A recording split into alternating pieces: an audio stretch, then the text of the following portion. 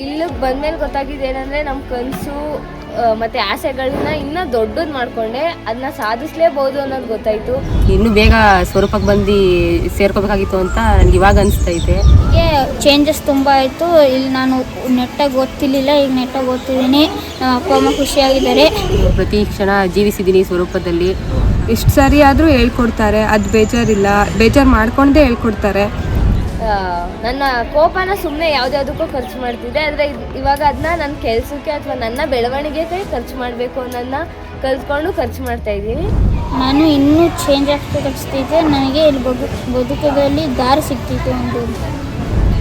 ನನಗೆ ಇವಾಗ ಶ್ರೇಷ್ಠ ವ್ಯಕ್ತಿ ಆಗಬೇಕು ಅಂತ ಅನಿಸ್ತೈತೆ. ಯಾಕಂದರೆ ಸರ್ ನೋಡಿ, ಸರ್ ಮಾತುಗಳನ್ನ ಕೇಳಿ. ಟೈಮ್ ಇಲ್ಲ ಅಂತ ಏನೂ ಇಲ್ಲ, ನಿಮ್ಮ ಪ್ರಯಾರಿಟೀಸ್ ಅಥವಾ ಪ್ರಾಮುಖ್ಯತೆ ಇಂಪಾರ್ಟೆಂಟ್ ಆಗುತ್ತೆ ಲೈಫಲ್ಲಿ ಅಂತ ಹೇಳಿದ್ದು ತುಂಬ ಇಷ್ಟ ಆಯಿತು.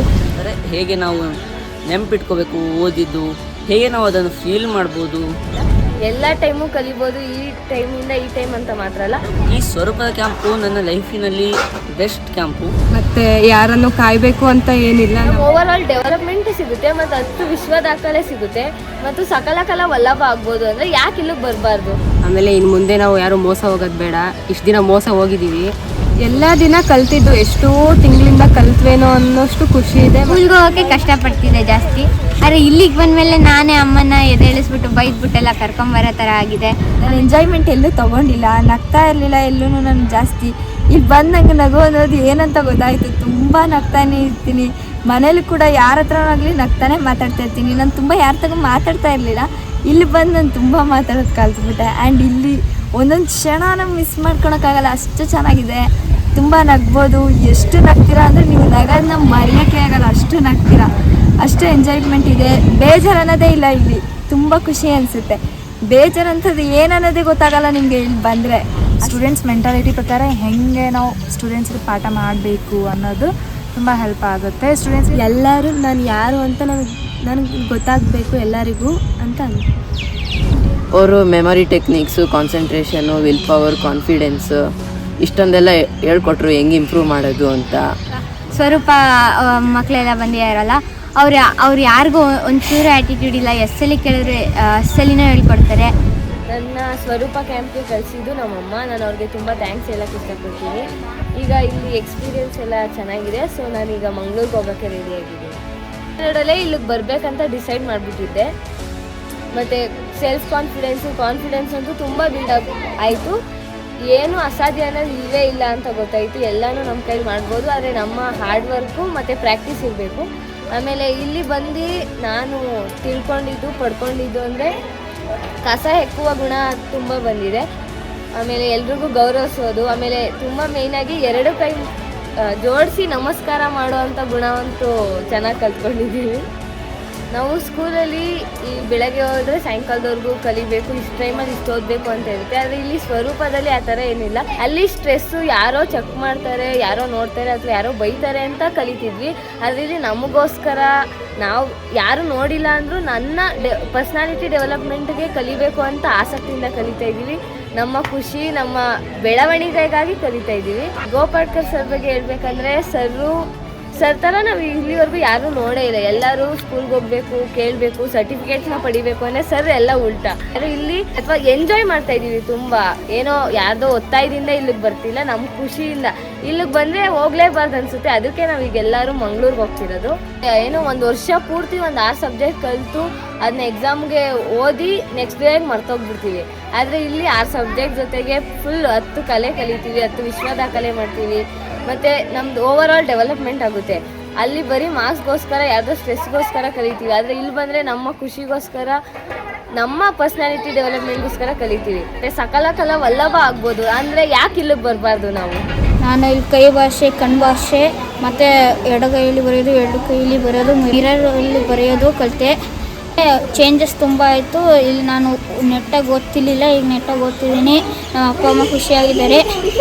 ಎಲ್ಲ ಓದೋಣ ಏನೋ ಸಾತ್ವಿಕ ಅಂತ ಕೇಳ್ತಾರೆ ಈಗ ಎಲ್ಲರೂ.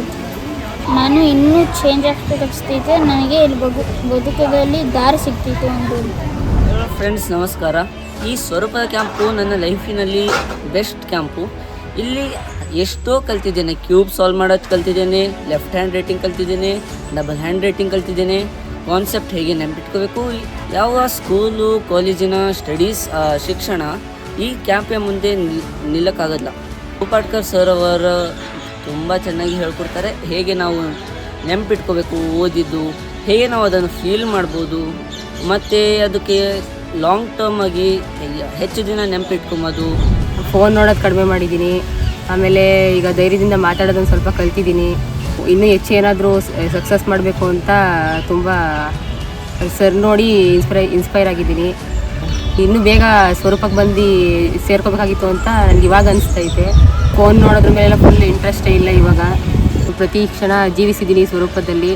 ಆಮೇಲೆ ಇನ್ನು ಮುಂದೆ ನಾವು ಯಾರೂ ಮೋಸ ಹೋಗೋದು ಬೇಡ. ಇಷ್ಟು ದಿನ ಮೋಸ ಹೋಗಿದ್ದೀವಿ. ನನಗೆ ಇವಾಗ ಶ್ರೇಷ್ಠ ವ್ಯಕ್ತಿ ಆಗಬೇಕು ಅಂತ ಅನಿಸ್ತೈತೆ. ಯಾಕಂದರೆ ಸರ್ ನೋಡಿ ಸರ್ ಮಾತುಗಳನ್ನ ಕೇಳಿ ಅವ್ರ ಇನ್ಸ್ಪಿರೇಷನ್ನಿಂದ ನಾನು ಹಂಗೆ ಅನಿಸ್ತೆ. ಆ ಥರ ಅವ್ರು ವರ್ಕ್ ಕೊಟ್ಟಿದ್ದಾರೆ ಅಂದರೆ ಅದನ್ನು ಮುಗಿಸ್ಲೇಬೇಕು ಅನ್ನೋ ಆಸಕ್ತಿಯಿಂದ ಬರೀತಿರ್ತೀವಿ, ಏನಾದರೂ ವರ್ಕ್ ಮಾಡ್ತಾ ಇರ್ತೀವಿ. ನನ್ನ ಸ್ವರೂಪವನ್ನು ಬೆಳೆಸುತ್ತೇನೆ. ನನಗೆ ಸ್ಕೂಲಲ್ಲಿ ಇದೆ ಅಲ್ಲ, ನನಗೆ ಡ್ರಾಯಿಂಗ್ ಅಂದರೆ ಆಯ್ತಾನೆ ಇರಲಿಲ್ಲ. ಯಾಕಂದರೆ ನನಗೆ ಡ್ರಾಯಿಂಗ್ ಅಂದರೆ ಒಂಚೂರು ಇಷ್ಟ ಇಲ್ಲ. ಇಲ್ಲಿ ಬಂದು ಡ್ರಾಯಿಂಗ್ ಅನ್ನೋದಿದೆಯಲ್ಲ ನನಗೆ ಫೇವ್ರೇಟ್ ಆಗಿಬಿಟ್ಟಿದೆ. ಈಗ ತುಂಬ ಎಂಜಾಯ್ ಮಾಡಿಕೊಂಡೆ. ಇಲ್ಲಿದ್ದು 7 days ತುಂಬ ಮಿಸ್ ಮಾಡ್ಕೊತಾ ಇದ್ದೀನಿ ನಾನು. ಇವಾಗ ಎಷ್ಟು ಮಿಸ್ ಮಾಡ್ಕೊತಿದ್ದೀನಿ ಅಂದರೆ ಆ 7 days ತಿರ್ಗಾ ಬೇಕು ಅನಿಸ್ತಾ ಇದೆ. ಬಟ್ ಇಲ್ಲಿ ಒಬ್ರೊಬ್ರ ಜೊತೆಲೆಲ್ಲ ತುಂಬ ಅಂದರೆ ಕ್ಲೋಸ್ ಆಗಿದ್ದೆ. ಎಲ್ಲರ ಜೊತೆಲೂ ಕಾಮಿಡಿ ಆಗಿದ್ದರು. ಎಲ್ಲ ಚೆನ್ನಾಗಿ ಮಾತಾಡ್ತಾಯಿದ್ರು. ಆ್ಯಂಡ್ ನನಗೆ ಫೇವ್ರೇಟ್ ಆದಿ ಅಕ್ಕ. ಅವ್ರು ನೋಡಿದ್ರೆ ನನಗೆ ತುಂಬ ಫೇವ್ರೇಟು. ಸ್ಕೂಲಲ್ಲಿ ನಾನು ನಗ್ತಾನೆ ಇರಲಿಲ್ಲ, ಜಾಸ್ತಿ ಎಂಜಾಯ್ಮೆಂಟ್ಸ್ ಇರಲಿಲ್ಲ ನನಗೆ ಸ್ಕೂಲಲ್ಲಿ. ಮೊದಲು ಸರು ನಮ್ಮ ಹೋಟೆಲ್ಗೆ ಬಂದು ಒಂದಿನ ಕ್ಯಾಂಪ್ನ ಇಂಟ್ರಡಕ್ಷನ್ ಬಂದು ಹೇಳು ಅಂತ ನೋಡಿ ಏನು ಅನಿಸುತ್ತೆ ಅಂತ ಕರೆದಿದ್ರು. ಅವ್ರು ಕರೆದಿಲ್ಲ ಅಂದಿದ್ರೆ ಈ ಅವಕಾಶ ಸಿಗ್ತಾ ಇರಲಿಲ್ಲ. ಅದಕ್ಕೆ ತುಂಬ ಖುಷಿ ಇದೆ. ಎಲ್ಲೋ ಒಂದು ಆಪರ್ಚುನಿಟಿ ಸಿಕ್ತು ಬರೋದಕ್ಕೆ ಅಂತ. ಎಲ್ಲ ದಿನ ಕಲ್ತಿದ್ದು ಎಷ್ಟೋ ತಿಂಗಳಿಂದ ಕಲ್ತ್ವೇನೋ ಅನ್ನೋಷ್ಟು ಖುಷಿ ಇದೆ. ಇನ್ನೂ ಕಲಿಬೇಕು, ಇನ್ನೂ ಸಾಧನೆ ಮಾಡಬೇಕು ಅನ್ನೋ ಇನ್ನೂ ಹೆಚ್ಚು ಹುಮ್ಮಸ್ಸು ಬಂದಿದೆ. ಇವತ್ತು ಆಗಲ್ಲ, ನನಗೆ ಎಕ್ಸಾಮ್ ಇದೆ, ಇನ್ನೊಂದು ವಾರ ಇದೆ, ಓದ್ಕೋಬೇಕು, ಟೈಮ್ ಇಲ್ಲ ಅಂತ ಹೇಳಿದಾಗ ಸರ್ ಹೇಳಿದ್ದು ಟೈಮ್ ಇಲ್ಲ ಅಂತ ಏನೂ ಇಲ್ಲ, ನಿಮ್ಮ ಪ್ರಯಾರಿಟೀಸ್ ಅಥವಾ ಪ್ರಾಮುಖ್ಯತೆ ಇಂಪಾರ್ಟೆಂಟ್ ಆಗುತ್ತೆ ಲೈಫಲ್ಲಿ ಅಂತ ಹೇಳಿದ್ದು ತುಂಬ ಇಷ್ಟ ಆಯಿತು. ಮತ್ತು ಅವರ ಚಿಂತನೆಗಳು ತುಂಬ ಇಷ್ಟ ಆಯಿತು. ಎಷ್ಟು ಕಲ್ತಿದ್ದಾರೆ ಅನ್ನೋ ಇದು ಇಷ್ಟ ಆಯಿತು. CA ಒಂದೇ ಮಾಡಿದ್ರೆ ಸಾಕು, ಅದು ಮುಗಿಸ್ಕೊಂಡ್ರೆ ಸಾಕು, ಜಾಬ್ ತೊಗೊಂಡು ಲೈಫಲ್ಲಿ ಸೆಟ್ಲ್ ಆಗೋಣ ಅನ್ನೋ ಯೋಚನೆ ಇತ್ತು. ಆದರೆ ಈಗ ತುಂಬ ಹಾಬೀಸ್ ಮಾಡಿಕೊಂಡು ಇನ್ನೂ ಬೇರೆ ಬೇರೆ ಸಾಧನೆ ಮಾಡ್ಬೋದು. ತುಂಬ ಪೇಷನ್ಸ್ ಬಂದಿದೆ. ಮತ್ತು ಸೆಟ್ ಮಾಡ್ಕೊಳ್ಳೋದು ಕಡಿಮೆ ಆಗಿರೋದಕ್ಕಿಂತ ಬಂದ್ರೂ ಅದನ್ನು ಬೇರೆ ಕಡೆ ಉಪಯೋಗಿಸ್ಕೋಬೋದು ಅನ್ನೋ ಇದು ಬಂದಿದೆ. ಮತ್ತು ಯಾರು ಹೇಳಿದ್ರೆ ಅದಕ್ಕೆ ಅಷ್ಟು ಯೋಚನೆ ಕೊಡೋಕ್ಕೋಗಲ್ಲ. ನನ್ನ ಮೇಲೆ ನಾನು ಫೋಕಸ್ ಮಾಡಬೇಕು ಅನ್ನೋ ಇದು ಬಂದಿದೆ. ಮತ್ತು ಯಾರನ್ನು ಕಾಯಬೇಕು ಅಂತ ಏನಿಲ್ಲ, ನಮ್ಮ ಕಡೆ ನಮ್ಮ ಜೀವನ ನೋಡ್ಕೊಂಡು ಹೋದರೆ ಸಾಕು ಅನ್ನೋದಿದೆ. ಹೇಳ್ಕೊಡೋ ರೀತಿ ಇಷ್ಟ ಆಯಿತು. ಮಲ್ಟಿ ಟಾಸ್ಕಿಂಗ್ ಮಾಡ್ಬೋದು, ಇನ್ನೂ ಟೈಮ್ ವೇಸ್ಟ್ ಮಾಡಲ್ಲ, ಇನ್ನೂ ಬೇರೆ 1 ನಿಮಿಷನೂ ವೇಸ್ಟ್ ಮಾಡಬೇಕು ಅನ್ಸಲ್ಲ. ಏನಾದ್ರು ತಲೆಯಲ್ಲಿ ಓಡ್ತಾನೇ ಇರುತ್ತೆ. ಮತ್ತು ಏನಾದ್ರು ಕೆಲಸ ಮಾಡ್ತಾನೇ ಇರಬೇಕು ಅನ್ನೋದಿಷ್ಟ ಅದು ಬಂದಿದೆ, ಆ ಗುಣ ಬಂದಿದೆ. ನಾನಂತೂ ಈ ಕ್ಯಾಂಪಿಗೆ ಬಂದಾಗಲಿಂದ ನಾನು ದಿನ ಅಮ್ಮನ ಹತ್ರ ಹೇಳ್ತಾ ಇದ್ದೆ, ಚಿಕ್ಕ ವಯಸ್ಸಿಗೆ ನಾನು ಚಿಕ್ಕವಳಿದ್ದಾಗಲೇ ಯಾಕೆ ಈ ಅವಕಾಶ ಸಿಗಲಿಲ್ಲ, ಸ್ಕೂಲ್ಗೆ ಹೋಗಿದ್ದು ಇಷ್ಟು ವರ್ಷ ವೇಸ್ಟ್ ಆಯ್ತಲ್ಲ, ಈ ಕ್ಯಾಂಪಲ್ಲಿ ಇಷ್ಟು ದಿನ ಕಲ್ತಿದ್ದು ಎಷ್ಟು ಉಪಯೋಗ ಆಗಿದೆ, ಚಿಕ್ಕ ವಯಸ್ಸಿಂದ ಈ ಅವಕಾಶ ಸಿಕ್ಕಿದ್ರೆ ಇಷ್ಟು ವರ್ಷ ಏನೋ ಸಾಧನೆ ಮಾಡ್ಬೋದಿತ್ತು ಅನ್ನೋದು ಅನಿಸಿದೆ. ಸ್ವರೂಪಕ್ಕೆ ಬಂದಮೇಲೆ ನನ್ನ ಸ್ವರೂಪ ನಾನು ಇನ್ನೂ ಕಂಡ್ಕೋಬೇಕು ಅನ್ನೋದು ಆಲೋಚನೆ ಬಂದಿದೆ.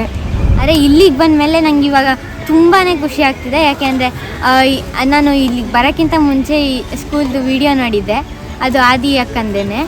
ಅಲ್ಲಿ ಅವರು ಅಂದರೆ ಅವರೆಷ್ಟು ಹಂಬಲ್ ಆಗಿದ್ರು, ಮತ್ತು ಅವ್ರ ವರ್ಲ್ಡ್ ರೆಕಾರ್ಡ್ಸ್ ಎಲ್ಲ ನೋಡಿದೆ ನಾನು. ಸ್ವರೂಪ ಮಕ್ಕಳೆಲ್ಲ ಬಂದಿದ್ದಾರಲ್ಲ, ಅವ್ರು ಯಾರಿಗೂ ಒಂಚೂರು ಆ್ಯಟಿಟ್ಯೂಡ್ ಇಲ್ಲ. ಎಸ್ಸಲ್ಲಿ ಕೇಳಿದ್ರೆ ಎಸ್ಸಲ್ಲಿನೂ ಹೇಳ್ಕೊಡ್ತಾರೆ. ಒಬ್ಬರು ಅಂದರೆ ತುಂಬ ತಮಾಷೆಯಾಗಿ ಹೇಳ್ಕೊಡ್ತಾರೆ ಏನಾದ್ರು ಹೇಳ್ಕೊಡ್ಬೇಕಂದ್ರೆ. ಮತ್ತು ಎಲ್ರಿಗೂ ತುಂಬ ಟ್ಯಾಲೆಂಟ್ಸ್ ಇದೆ, ಒಬ್ರೊಬ್ರಿಗೂ ಒಂದೊಂದು. ಅದೇ ಥರ ಇವಾಗ ನನಗೂ ಈ ಸ್ಕೂಲಿಗೆ ಸೇರ್ಕೋಬೇಕು ಅನ್ನೋ ಆಸೆ ಬಂದಿದೆ. ಸ್ಕೂಲ್ಗೆ ಹೋಗೋಕ್ಕೆ ಕಷ್ಟಪಡ್ತಿದ್ದೆ ಜಾಸ್ತಿ. ಆದರೆ ಇಲ್ಲಿಗೆ ಬಂದಮೇಲೆ ನಾನೇ ಅಮ್ಮನ ಎದ್ದೇಳಿಸ್ಬಿಟ್ಟು ಬೈದ್ಬಿಟ್ಟೆಲ್ಲ ಕರ್ಕೊಂಬರೋ ಥರ ಆಗಿದೆ, ಚೇಂಜ್ ಆಗಿದ್ದೀನಿ. 7 ಡೇಸಲ್ಲಿ ನನಗೆ ಇಲ್ಲೊಂದು ಸ್ಟಾರ್ಟಿಂಗ್ ಬಂದ ತಕ್ಷಣ ಏನಂತಂದರೆ ಮೆಮೊರಿಯಲ್ಲಿ ಯಾವ ಥರ ಇಟ್ಕೋಬೇಕು ಅಂತ ಇಲ್ಲಿ ಬಂದಮೇಲೆ ಗೊತ್ತಾಗಿರೋದು ನನಗೆ. ಮೆಮೊರಿ ಪವರ್ ಏನು ಜಾಸ್ತಿ ಇರಲಿಲ್ಲ, ಇಲ್ಲಿ ಬಂದಮೇಲೆ ಮೆಮೊರಿ ಪವರ್ ಜಾಸ್ತಿ ಆಯಿತು. ಇನ್ನೂ ಹೆಚ್ಚು ಕಲಿಬೇಕು ಅಂತ ಗೊತ್ತಾಯಿತು. ಈ ಥರ ಮಾತಾಡಬೇಕು, ಅದಕ್ಕೊಂದು ಸಬ್ಜೆಕ್ಟ್ ಇರುತ್ತೆ, ಆ ಸಬ್ಜೆಕ್ಟ್ ಯಾವ ಥರ ಬರುತ್ತೆ ಅಂತ ಇಲ್ಲಿ ಬಂದಮೇಲೆ ಗೊತ್ತಾಯಿತು. ಸರ್ ಮಾತು ನನಗೆ ಒಂದು ಇಷ್ಟ ಆಯಿತು ಅಂತಂದರೆ ಈ ವರ್ಡನ್ನೇ ಗೆಲ್ತೀನಿ ಅಂತ ಅನ್ನೋ ವರ್ಡ್ ನನಗೆ ತುಂಬ ತುಂಬ ಇಷ್ಟ ಆಯಿತು. ಅದು ನನಗೂ ಆಸೆ ಇದೆ ಈ ವರ್ಡನ್ನು ಗೆಲ್ಲಬೇಕು ಅಂತ. ಆ ಥರ ಸೊ ನನ್ನೊಂದು ಗ್ರ್ಯಾಜುಯೇಷನ್ನು BSc B.Ed ಕಂಪ್ಲೀಟೆಡು. ಈ 7 ದಿನದ ಕ್ಯಾಂಪಲ್ಲಿ ನನ್ನಲ್ಲಿ ಜಾಸ್ತಿ ಚೇಂಜಸ್ ಆಯಿತು, ಬದಲಾವಣೆಗಳು ಜಾಸ್ತಿ ಆಯಿತು. ಅಂದರೆ ಪಾಸಿಟಿವ್ ಥಿಂಕ್ ಮಾಡಬೇಕು, ಅಂದರೆ ಫಿಯರ್ ಭಯ ಹೋಗಬೇಕು, ಒಂದೇ ಸಮಯಕ್ಕೆ ಜಾಸ್ತಿ ವರ್ಕ್ ಮಾಡ್ಬೋದು, ಮತ್ತು ಯಾವುದು ಇಂಪಾಸಿಬಲ್ ಅಲ್ಲ ಅನ್ನೋದೆಲ್ಲ ಸರ್ ಕಲಿಸ್ಕೊಟ್ರು. ಅದೆಲ್ಲ ನನಗೆ ತುಂಬ ಇಷ್ಟ ಆಯಿತು. ಸ್ಟೂಡೆಂಟ್ಸ್ ಮೆಂಟಾಲಿಟಿ ಪ್ರಕಾರ ಹೇಗೆ ನಾವು ಸ್ಟೂಡೆಂಟ್ಸ್ಗೆ ಪಾಠ ಮಾಡಬೇಕು ಅನ್ನೋದು ತುಂಬ ಹೆಲ್ಪ್ ಆಗುತ್ತೆ. ಇದರಿಂದ ಎಫೆಕ್ಟಿವ್ ಟೀಚಿಂಗ್ ಆಗುತ್ತೆ ಆ್ಯಂಡ್ ಎಫೆಕ್ಟಿವ್ ಲರ್ನಿಂಗ್ ಆಲ್ಸೋ ಆಗುತ್ತೆ. ಇದರಿಂದ ಬರ್ಡನ್ ಆಗಲ್ಲ ಸ್ಟೂಡೆಂಟ್ಸಿಗೆ.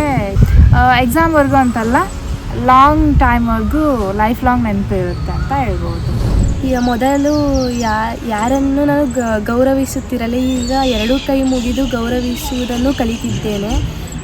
ಸರ್ ಹೇಳಿದ್ದು ವರ್ಲ್ಡ್ಗೆ ನಾವು ಸ್ಪೀಕರ್ ಆಗಬೇಕು ಅಂತ ಹೇಳಿದ್ದು, ಆ ಮಾತು ನನಗೆ ತುಂಬ ಇಷ್ಟ ಆಯಿತು. ಆ ಥರ ಆಗಬೇಕು ಅಂತಲೇ ಅಂದ್ಕೊಂಡಿದ್ದೀನಿ. ಮೊದಲು ಒಂದು ಚಿಕ್ಕ ಕನಸಿತ್ತು, ಮಾಮೂಲಿ ಇಂಜಿನಿಯರ್ ಆಗೋದು. ಈಗ ಆ ಥರನೇ ಆಗಬೇಕು ಅಂತ ಅಂದ್ಕೊಂಡಿದ್ದೀನಿ. ವರ್ಲ್ಡಿಗೆ ಸ್ಪೀಕರ್ ಆಗಬೇಕು, ಎಲ್ಲರೂ ನಾನು ಯಾರು ಅಂತ ನನಗೆ ಗೊತ್ತಾಗಬೇಕು ಎಲ್ಲರಿಗೂ ಅಂತ ಸ್ವರೂಪಕ್ಕೆ ಬಂದು ಕೈ ಭಾಷೆ ಕಣ್ಣು ಭಾಷೆ ಕಲ್ತಿದ್ದೇನೆ. ಆದಿಶಣ್ಣ ಇಷ್ಟ ಆಯಿತು. ಇಲ್ಲಿ ನಮ್ಮಮ್ಮ ಫೋರ್ಸ್ ಮಾಡಿ ಕರ್ಕೊಬಂದಿದ್ರು. ನಂಗೆ ಇಷ್ಟ ಇರಲಿಲ್ಲ, ಏನು ಮಾಡ್ತಾರೆ ಸುಮ್ಮನೆ. ಅದಕ್ಕೆ ನಾನು ಮುಂಚೆನೇ ಒಂದು ಸಮ್ಮರ್ ಕ್ಯಾಂಪ್ಗೆ ಹೋಗಿದ್ದೆ, ಆದರೆ ಈ ಸಮ್ಮರ್ ಕ್ಯಾಂಪ್ ಬಹಳ ಯೂನಿಕ್ ಆಗಿತ್ತು. ಅವರು memory techniques, concentration, will power, confidence ಇಷ್ಟೊಂದೆಲ್ಲ ಹೇಳ್ಕೊಟ್ರು ಹೆಂಗೆ ಇಂಪ್ರೂವ್ ಮಾಡೋದು ಅಂತ. ಮತ್ತು ಒಂದು ರಾತ್ರಿ ಕ್ಯಾಂಪಲ್ಲಿದ್ದವ್ರಿಗೆ ನಾಚಿಕೆ ಜಾಸ್ತಿ ಬರಬಾರ್ದು, ಹೆಂಗೆ ಮಾಡೋದು ಅಂತ ಹೇಳಿದ್ರು. ಮತ್ತು ಭಯ ಇರಬಾರ್ದು ಹೆಂಗೆ ಅಂತ ಹೇಳಿದ್ರು. ತುಂಬ ಎಕ್ಸೈಟಿಂಗ್ ಆಗಿದ್ದು ರುಬಿಕ್ಸ್ ಕ್ಯೂಬು. ನಾನು ಅದರಲ್ಲಿ 2 ದಿನದಲ್ಲಿ ಕಲಿತೆ. ಏನಕ್ಕಂದರೆ ನಮ್ಮ ಸೀನಿಯರ್ಸ್ ಅದನ್ನು ಹೆಲ್ಪ್ ಮಾಡಿದ್ರು. ಎಸ್ಪೆಷಲಿ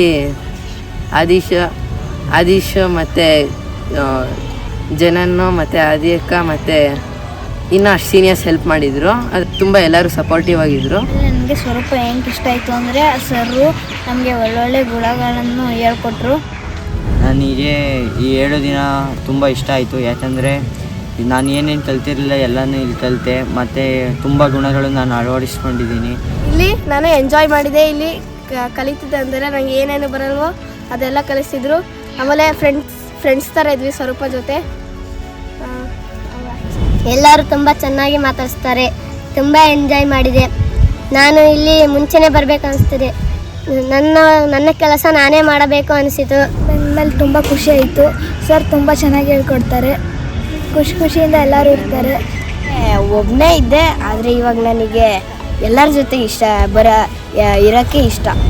ಈ ಸ್ವರೂಪ ಕ್ಲಾಸ್ ಯಾಕೆ ಇಷ್ಟ ಆಯಿತು ಅಂದರೆ, ಯಾರು ಒತ್ತಾಯ ಅಥವಾ ಯಾರು ಬೇಡಿಕೆಗೆ ಮಾರ್ಕ್ಸಿಗೆ ಓದ್ತಿದ್ವಿ ಸ್ಕೂಲಲ್ಲೆಲ್ಲ. ಆದರೆ ಇಲ್ಲಿ ನಮಗೋಸ್ಕರ ನಾವು ಓದ್ತಾ ಇದ್ದೀವಿ.